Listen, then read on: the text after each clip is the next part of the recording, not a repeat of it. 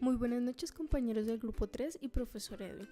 A continuación tengo el gusto de presentar el video relacionado con las tablas de retención documental basada en los siguientes parámetros. ¿Cuál es el procedimiento adecuado para la presentación y aprobación de las tablas de retención documental por parte del Archivo General de la Nación? Antes de iniciar la presentación del video, pues debemos conocer la definición de la tabla de valoración documental. Esto es un listado de asuntos o series documentales a las cuales se les asigna un tiempo de permanencia en el archivo central, así como una disposición final. También se debe tener en cuenta que es un instrumento archivístico. El Archivo General de la Nación también podrá evaluar las tablas de las gobernaciones y distritos, autónomas y entidades privadas que cumplen funciones públicas, previa autorización del Comité del Archivo de la entidad. Se deben reflejar también los valores primarios con miras a la conservación o eliminación. Son necesarias para la adecuada gestión de los documentos. Debemos contar con un equipo interdisciplinario, es decir, un historiador, archivista, abogado, administrador público, ingeniero industrial, entre otros profesionales. Ellos son los encargados de elaborar, evaluar, aprobar, implementar y actualizar las tablas de retención documental de conformidad con lo establecido en el Acuerdo número 4 de 2013 y demás normas del Archivo General de la Nación. Las tablas de retención documental se deben elaborar y aplicar tanto para las organizaciones y disposiciones de documentos físicos y electrónicos.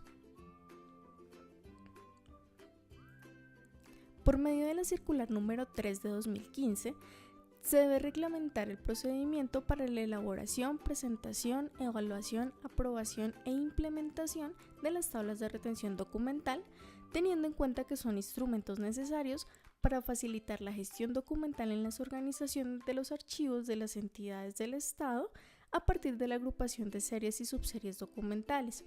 Se deben tener en cuenta los siguientes pasos. Primero, la identificación y descripción de las series y subseries, es decir, las series y subseries documentales que conforman la tabla de retención documental, que se identifican a partir de la estructura orgánica de la entidad, las funciones de las dependencias, los procesos administrativos, es decir, la denominación de la serie o subserie se haría previo al análisis de la función productora y el proceso administrativo, estableciendo una denominación que corresponda con dicha función o proceso. Se debe facilitar este proceso por medio de un banco terminológico de series y subseries documentales en el cual se consignarán las denominaciones genéricas de las series acorde con las denominaciones existentes. Además, cada entidad principal o cabeza de sector deberá publicar en sus respectivas páginas web las tablas de retención documental en formatos abiertos, siguiendo las directrices del Ministerio. Segundo, definición de series y subseries documentales. Una vez identificadas las series y subseries documentales y asignada su denominación, la entidad puede agregar en sus tablas de retención documental una definición de las series y subseries donde se debe establecer el tipo de actividad o función productora, el nombre de la serie o subserie, la descripción, es decir, el detalle de la actividad que producen los documentos de cada serie y subserie, incluyendo su finalidad o propósito derivado de los trámites o actuaciones y el tiempo de retención. Tercero, estructura de las tablas de retención. Las tablas de retención documental se deben conformar siguiendo la estructura orgánica funcional de la entidad, así como las siguientes indicaciones. En el caso de las entidades públicas que se encuentren orientadas a procesos, se podrán agregar en las tablas de retención documental una columna adicional en la cual se identifican los procesos a los cuales están asociados los documentos que corresponden a una determinada serie o subserie documental. Las entidades también podrán utilizar sistemas informáticos para la elaboración de las tablas de retención documental. En este caso serán un reporte obtenido del sistema. Cuando la entidad lo considere útil, también para fines internos o porque facilita la gestión de los expedientes, las tablas de retención también pueden incluir columnas y datos adicionales a los establecidos por el Archivo General de la Nación. Dado que el uso de las tecnologías de la información están favoreciendo la gestión de los documentos electrónicos, las entidades deben indicar frente a los tipos de documentos registrados en las tablas de retención documental gestionados en formatos electrónicos las extensiones de formato utilizado. También con el fin de hacer más flexible la aplicación de las tablas de retención documental, las entidades pueden generar subprocesos de las tablas de retención documental principal, adoptando variantes de las mismas con miras a implementar los procesos de organizaciones de sus archivos. Cuarto, reporte de las tablas de retención documental al Archivo Único de Series Documentales. Este proceso se realizará a través de trámites electrónicos de la ARG, para lo cual las entidades deben registrarse a través de un link, obtener un usuario y una clave. Quinto, criterios de valoración.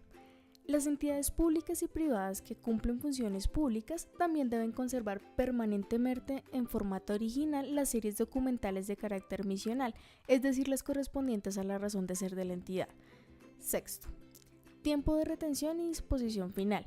Los tiempos de retención se deben asignar en años, sin el uso de decimales, para las series de conservación temporal, y para las series de conservación permanente se deben utilizar convenciones CT o CP. Aprobación y firma de las tablas de retención documental.